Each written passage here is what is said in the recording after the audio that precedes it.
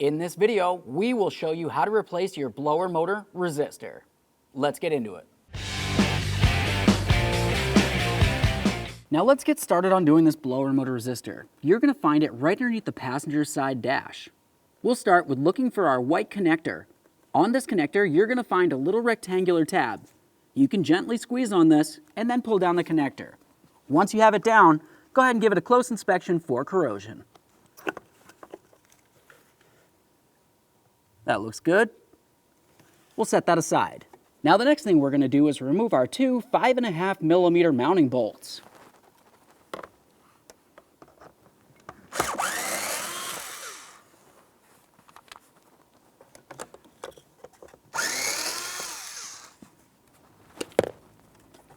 Grab that resistor and carefully pull it out of the dash.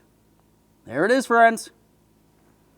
All right, now we can get ready to install our brand new blower motor resistor. Now when you put this in, you want to pay attention to the four corners. You'll find one of them has a slanted area.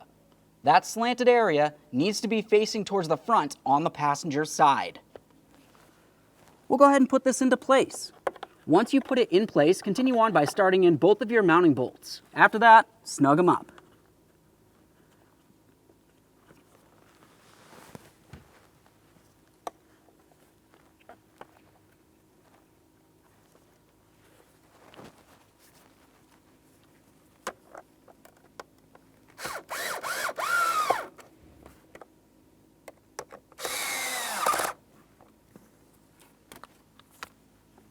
We'll give it a wiggle to make sure it's completely secure.